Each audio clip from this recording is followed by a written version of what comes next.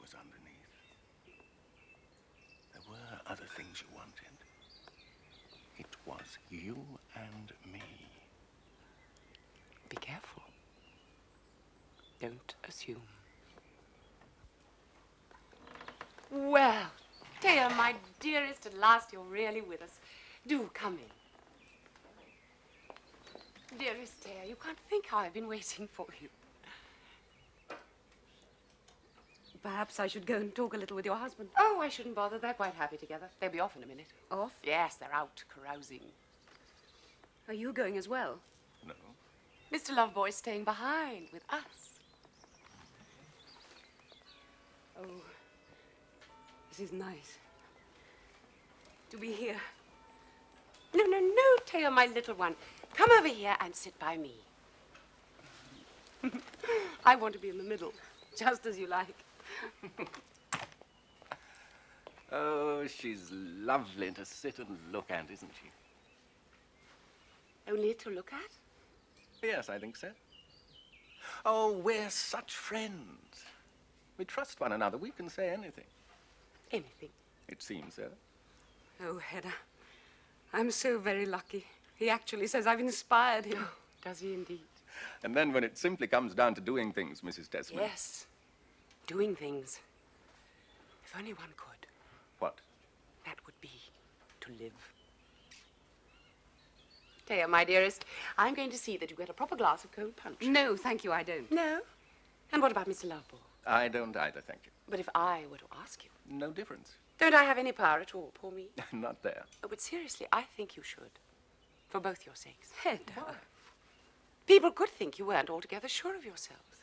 It was very clear that was what Judge Brack was thinking just now. What was very clear? Oh, he smiled in such a contemptuous way when you didn't dare go in there and drink with them. Dare? Naturally, I prefer to stay and talk to you. But the judge wasn't aware of it.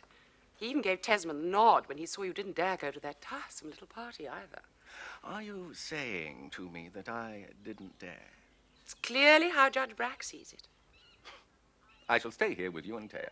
Ironclad, unshakable, in whatever sad situation. That's what a man should be like. Didn't I say that to you this morning when you came here in such an awful state? Hedda, now. In a state? See for yourself. You really didn't need come here because of any... What is it that you're trying to say, Mrs. Desmond?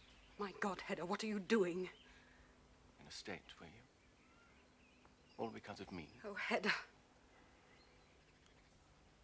So that's how much belief you had in me. My dearest friend, Aylett, do listen to me.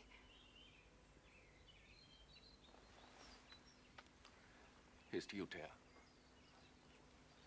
Hedda, how could you want this? Want I? Are you mad? And here's to you, Mrs. Desmond. Thank you for letting me know the truth. Here's to that. There, now that's enough. Remember, there's the party yet.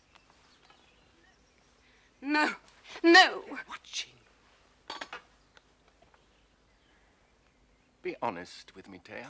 Yes. Did your husband know you'd come after me? Oh, Aylett. Here's to him as well. I think that's enough for now. Don't forget you're going to read to Tesman. Oh, that was silly of me, all that. Taking it like that, I mean. Oh, my dear, dear friend, don't be angry with me. You'll see. You'll all see. I went down once, but now I'm up again, and it's all thanks to you, Thea.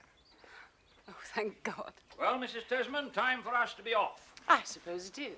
I shall come too, Judge Brack. Aylett, don't. They'll hear you. It was good of you to invite me. Are you coming? I'd like to. Good. There are one or two things I'd like to show you before I send them to the printers. Well, I shall look forward to that. Hedda, I've just thought, how will you get Mrs. Elvsted home, eh? Oh, there'll be no problem. Mrs. Elvsted? Oh, I shall come round and collect her about 10 o'clock. Will that do, Mrs. Tesman? Gentlemen, ready for the off? We'll have a real sporty time of it, as a certain beautiful lady likes to put it. Good night, Madam Hedda.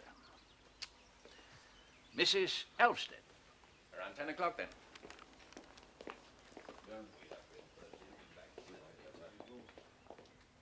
Oh, Hedda. Hedda, what's going to come of this? He will be back at 10 o'clock. All wine and roses. full of fire and promise.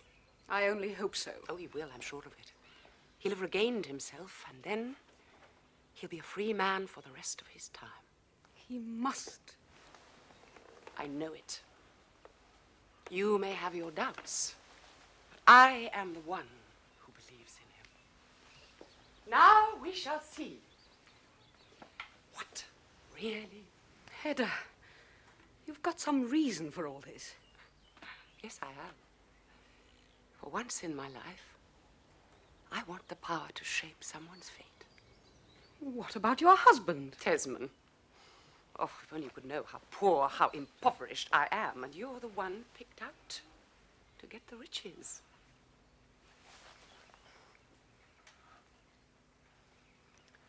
I think I will burn off your hair. Let go, let go.